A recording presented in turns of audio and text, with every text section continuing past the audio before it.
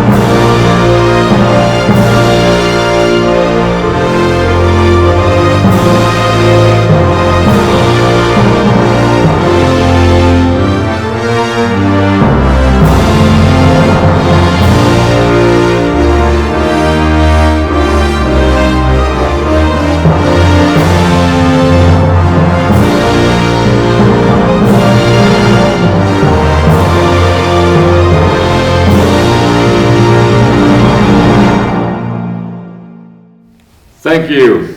Let us be in an attitude of prayer. Dear Heavenly Father, thank you for this opportunity to gather to elect leaders for our electric co-op.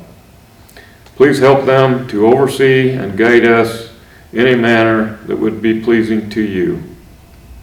Be with our staff to keep them safe in all they do daily for our membership.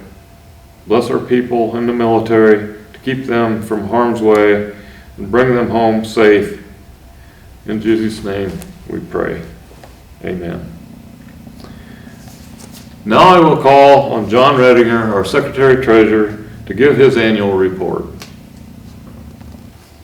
Glad to have all you folks join us today. It's annual meeting time. We'll welcome you again to the 85th edition of the Marshall County REMC Rural Electric Membership Corporation, and I am John Redinger, Secretary Treasurer of the organization. And I just want to call to your attention that what I'm going to be talking about is in this Marshall County edition of the Indiana Connections magazine.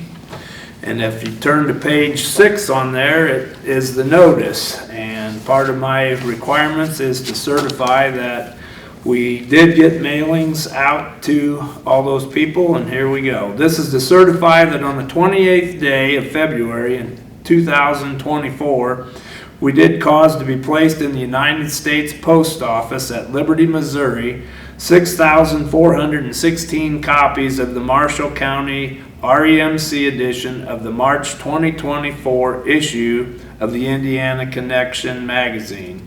And this is a certified letter that I had from the publishers down there. And so you have all been officially notified of the meeting and the election that's to take place. As far as certificate of voting members and attendance, the membership of the Marshall County Rural Electric Membership Corporation on this date of April 2nd, 2024, total members we have 8,060, less the number of members receiving service at 2 or more locations is 1,664 people. And we've got voting members then of 6,396. So that's the number. A quorum for our annual meeting requires that we have at least 2% of the voting members. The quorum for this meeting is 128 people. So hopefully we will get that. We've had good attendance and voting with the, I should say not necessarily attendance, but the voting has been very good using the online or mail-in ballots. So also in that magazine are the minutes of the annual meeting from 2023, and we've got a motion that was made by Robert Cadillac to accept the minutes of the meeting as they were presented, and Mark Morrison seconded that motion. And the minutes may be accepted by consideration of the chair with this language: It would be the opinion of the chair that the motion has passed. Accordingly, the 2023 minutes are accepted. Hello, I'm David Fortin, parliamentarian, and I will be reading the minutes of the nominating committee meeting of the Marshall County Rural Electric Membership Corporation that was held on January 8th, 2024. The nominating committee of the Marshall County Rural Electric Membership Corporation met pursuant to their notice at the REMC office on January 8th, 2024 at 10 a.m. Eastern Standard Time. The purpose of the nominating committee was to select candidates for director to be voted on at the annual meeting on April 2nd, 2024. The following members of the nominating committee were present: Adam Souter, Dennis McVeigh, Curtis Ezekiel, John Langfelt, Steve Blackford, and Kay Schultz. David Llewellyn, CEO, was present to provide the nominating committee with the bylaws that outline the duties and responsibilities of the directors and of the nominating committee. Ryan Sieber, REMC director, was present representing the board as required in the bylaws for observation of the nominating committee process. Steve Blackford was selected to serve as chairman, and committee member Curtis Ezekiel was selected as secretary. After discussing the qualifications of members, the following REMC members were selected as candidates for director to be voted on by the members at the annual meeting on April 2nd, 2024. They're Robin Roberts, Melinda Overmeyer, John Benedict, and Todd Laudeman. There being no further business to come before the nominating committee, John Langfelt made a motion to accept the candidates with ranking and close the meeting. The motion was seconded by Kay Schultz. Motion carried. The meeting was adjourned at 11 a.m. Eastern Standard Time, and the minutes were signed by Curtis Ezekiel, secretary of the nominating committee.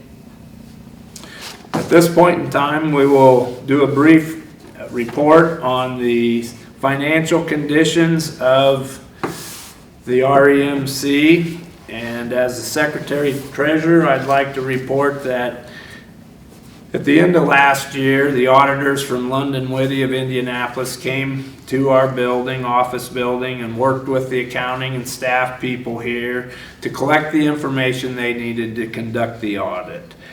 The auditors then came to our February 2024 meeting and presented the results of the audit, and those results were, they found everything in good order, and they presented the information from that audit to the board of directors. They said that they had a clean audit, which is what the directors all want to hear. Everything was in good order and there were no material errors. So the next information I'll talk about is on page 8 of that same magazine, the financial report. So we'll just do a high overview. I won't talk about every line in particular, but we'll hit the highlights for you. The assets of the utility plant, which include the substations, the poles, the meters that we use to measure how much each member uses at their location, are there, and the cost of that system that we have in service today is over $51 million. On that same equipment, we also depreciated as allowed, and so there was $6 million of depreciation. So that means our net utility plant that we have in service for you at this point in time is almost $45 million. Other property and investments that we have include our investment with RTC on the Marshall County Fiber project, and then some of the businesses that we buy supplies or get insurance or do our financing with, they're also co-ops and require us to make an investment. Wabash Valley is where we get our power. We make investments in them, and that investments total in associated organizations are $12,590,000. Then we've got our current and accrued assets there. I won't go through every one of those, but we've got like $1.5 million of accounts receivable. We've got $1.7 million in inventory, which includes some of the wire and the poles setting behind the building that we're getting ready to put into service for you. We've got other assets of $1.4 million, and so that makes our total current assets of $5.5 million. So our overall total assets on the asset side of our balance sheet are over $63 million. As far as our liabilities, what we owe and what we are outstanding, we have accounts payable of about $980,000.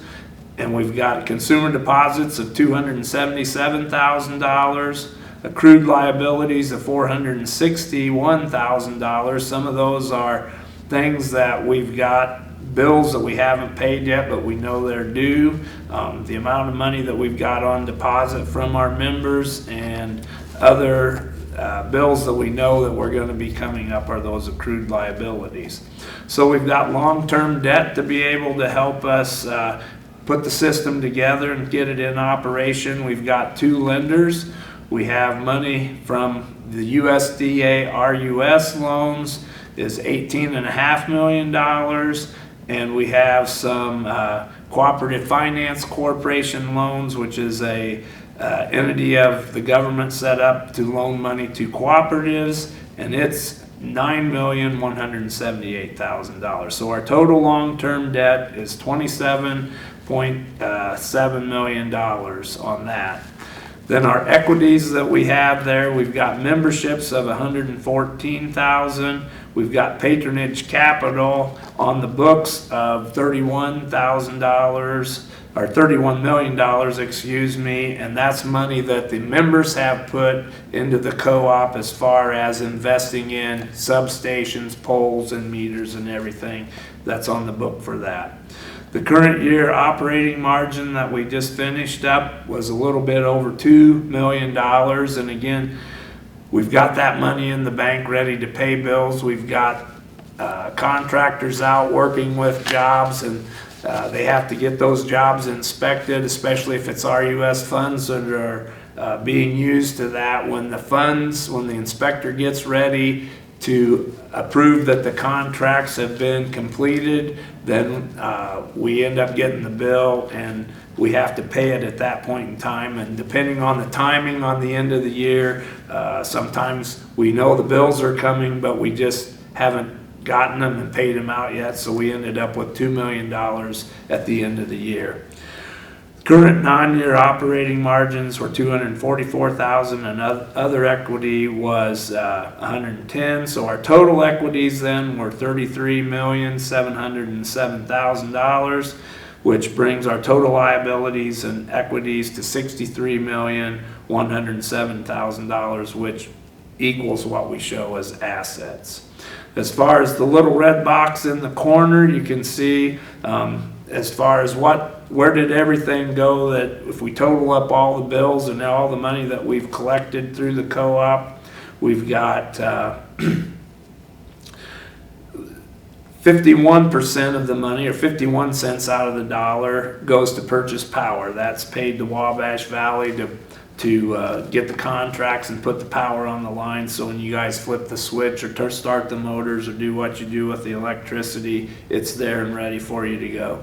Operating expenses were 24 cents. That includes the people that collect the bills, the line workers out there putting the poles and wires up and making sure everything stays on, help pay the software company that we do our billing with and everything. So that was 24 cents or 24% of our dollar.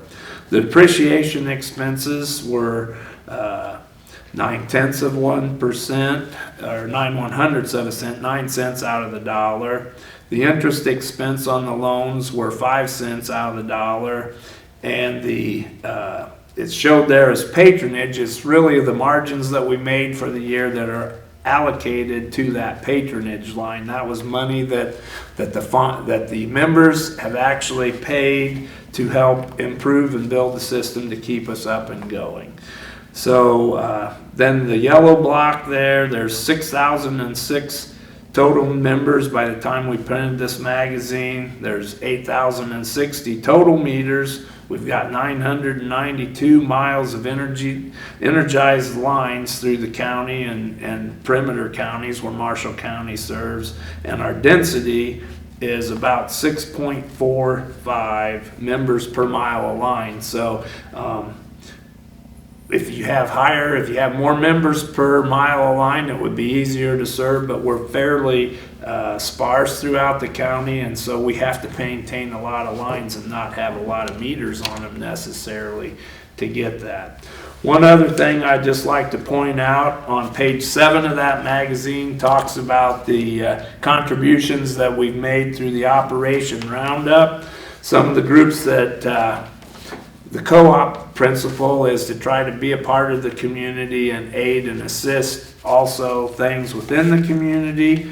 And some of the groups that got some of that Operation Roundup money included the Argus Community Development Corporation, Bikes for Kids, the Brotherhood of Professional Police Officers, the Bread of Life, Food Pantry, CASA of Marshall County, Child Evangelism, Fellowship of Northern Indiana, the North Central Chapter of Drew's Gifts of Music, and Held in Hope, and the Marshall County 4-H Electric Program, the Marshall County Historical Society, the Lifelong Learning Network, Operation Quiet Comfort, Pack Away Hunger, Plymouth Travel Soccer, and the Triton Junior Senior High School Robotics Team, and the Serenity House. So thank you for all those members that have donated your extra cents to make our community a better place, and we thank the people that serve on that Operation Roundup board to help give those grants. One of the big undertakings that's been new this year was our changing of software system. The billing people that we had been using in the past just wasn't quite getting done what we needed to get done, so we've changed our billing company and a lot of the software and computers within the office to this NISC, which is helping us, and it's really the next program that's going to help carry Marshall County into the future. And part of where you all as members will see this difference was the new electric bill statements. So there's a lot of information on these electric bills. I just want to point out, and I guess ask patience and try to take a little bit of time, take a step back. As human beings, none of us like change very good, but we just ask for your patience, try to work with it. It takes a little while to get used to something that we've seen in the past, and now we're getting the updated version of that. But there's many different things that it shows on this bill, and we're trying to be open and honest on where and what your usage is at your members' locations, at your houses or your businesses. And there's information on the front and the back side of that bill. And we just, again, ask for patience. There's lots of different ways that you can pay your bill. And I guess one of the things that I would point out for especially some of the more technical advanced members that we've got, there's a couple of QR codes, which are the little blotches of squares there, and then there's a barcode there, and they tell me if you take your phone and you hold with the camera in that position, you can open up whichever of those apps that you want to, and you can go on and you can pay your bill through your bank if you do online banking, or this other UPC code, this big long bar here. They say you can take that to participating retailers, open that up, and then while you're right there at the store, and I understand these stores include at least Speedway, Walmart, and Dollar General stores, you can open that code or have it scanned in, and for an additional $1.50 carrying charge, you can pay your electric bill at one of those retail locations. So again, it was part of the change that came around with our software and billing company, and we just ask for your patience. And if you have questions, the people at the office would be glad to answer those, and just give us a little bit of time as we work through these changes. So that's my report for this year, and I hope you all have a good evening and very blessed 2024. Thank you. We have a motion to accept the audited treasury report from Jeff Umbaugh and seconded by Sean Groby. Would be the opinion of the chair that the motion passed. Accordingly, the audited treasury report for 2023 is accepted. A point of order appealing the treasurer's report may be raised at a subsequent meeting of the members. Hello, I am Dave Llewellyn. I'm honored to be the president and CEO of Marshall County REMC. I'd like to welcome you to the 85th Marshall County Annual Membership Meeting. I want to thank you for taking the time to participate in this important annual cooperative event. I hope you all had an opportunity to cast your vote in the director election through our mail-in or online balloting. Election results will be posted at the end of this video. I want to start off by talking about the rapid changes that we are experiencing in the electric industry. We're in a time of huge electrical growth and demand as there is a push to electrify our economy. Electric vehicles and large data centers that are mega power consumers are popping up everywhere around the country. While this increased demand is good for the industry, it does come with a huge challenges. Our current electric transmission infrastructure is outdated and congestion, yet it is almost impossible to get permitting needed to build new transmission lines. We're also in a time when we are seeing those in Washington creating regulation with arbitrary timelines that cannot be realistically met and technology mandates for technologies that are not ready to be brought to market. These regulations and mandates are forcing the premature shutdown of baseload power plants across the country. As we interconnect more and more renewable energy sources like solar and wind into the grid, which are less reliable, at the time we are also rapidly shutting down baseload power plants which produce 24/7, there is a huge concern in our industry of how we are going to fill these gaps and, quite frankly, keep the lights on. Of course, all of this is driving up power cost. The electric cooperative family across the country is working hard to bring our concerns regarding reliability and affordability to the leaders in Washington. While so far these efforts have been largely unsuccessful, we continue to fight at all levels for affordable, safe, and reliable power for our members. Our voice and advocacy is being led by NRECA, the National Rural Electric Cooperative Association, our government relations team at IEC, our Indiana Electric Cooperative Association, and by Marshall County REMC. With the rapid change in the power industry we are experiencing, planning and setting both short and long-term objectives is critical. In order for the board and management at Marshall County REMC to best serve you, the member, we have strategic planning scheduled in August that will be facilitated by Cooperative Finance Corporation, who is one of our financial lenders. This discussion and planning will help ensure that Marshall County REMC is best prepared to serve you and for a successful future. Next, I want to talk about the huge project we recently completed at Marshall County REMC that we are extremely proud of. About a year ago, the decision was made to convert from the electric utility software platform we currently have been on since the inception of computers to the industry-leading software provided by NISC, or National Information Systems Cooperative, whose software is currently being used by over 70% of the electric cooperatives across the country. This decision by myself and our board was not easy, knowing the huge challenges that come with any change, let alone an entire software conversion that included customer service, accounting, mapping, staking, and even outage management. However, we knew this was the right decision to best position Marshall County REMC for the future. Not only does this give us a nationwide network of REMCs to pull resources from, such as temporary staffing in emergency situations because they use similar software, but it also gives us an opportunity to give additional features and functionalities to us and our members that were not previously available in the old software. As you may have noticed, this conversion included an entire redo of our member billing.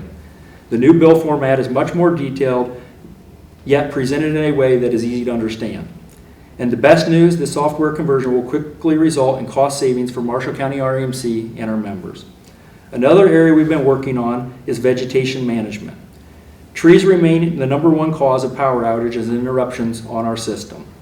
Through careful planning, we have successfully cut our tree trimming program from a 5-year rotation cycle down to a 4-year cycle, meaning the entire system is trimmed every 4 years, which has already reduced outages and will continue to improve system reliability and greatly reduce outages over time. Unlike in the past, we have also coordinated our right-of-way spraying plan with our tree trimming plan. Spraying is also done on a 4-year rotation but follows 1 year behind tree trimming to allow new growth to start, which gives the most effective kill for the lowest cost. We have also been working on several system improvement projects that I want to talk to you about. Our contractor, Electricom, just finished a rebuild project on Muckshaw Road from 13th Road north to Plymouth, which included 11B Road going both directions off of Muckshaw. This line was an old copper 3-phase line that over the years has had a high outage rate due to dead ash trees and a deterioration of the wire. As part of this project, we cleaned up the trees and did a total rebuild of the line. In those areas, including the east half of Nutmeg Ridge, they should see a huge system improvement as far as outages and reliability moving forward. Currently, Electricom is working on building a new three-phase tie line that starts at State Road 8 and Upas Road and eventually interconnects with our new Marco substation south of Argus. When complete later this year, the new line will give us much greater load switching capability within our system during large outage situations. Next, Electricom will begin a line rebuild project on the West County line near Division Road. This project will replace old line in this area, including a section that is currently in a private right-of-way, making it difficult to access and repair. The new line will be moved out of the private right-of-way to the road edge, making it much easier to access. LineTech, another contractor, will begin work this year replacing over 400 poles that have tested bad in our system. This once again will improve system reliability. Lastly, I want to give a brief update on Marshall County Fiber, our fiber to the home partnership with Rochester Telephone Company. Currently, Marshall County Fiber has over 1,700 subscribers and is growing rapidly. The majority of the remaining planned construction will be completed by the end of this year, at which time we'll begin looking at other areas that are unserved to possibly build out fiber. Feedback from the fiber subscribers so far has been extremely positive. I want to close by thanking you for not only being a member, but for taking the time to be a part of this year's annual meeting. Thanks for the nominating committee and the directors for their participation in the election process. I will also want to thank my entire staff. Without them, none of this work happens. I want to recognize Marshall County REMC retiring director Steve Ringer for his dedication and years of service as an integral part of our board for over 35 years. Steve, thank you. It has been an honor and a privilege working with you, and you will be truly missed. The results of the election will be listed at the end of this video and on our website. The bill credit winners will be posted in the next edition of the Indiana Connections magazine and will be available on our website once the drawing is complete. We also have a copy of the election results and bill credit winners available in our office. Lastly, please join us once again this year on Wednesday, July 17th at the Marshall County 4-H Fair for our Marshall County REMC Member Appreciation Day. Members who stop by our booth will receive a $10 meal voucher for one of the participating food vendors. Thanks again, be safe, and God bless.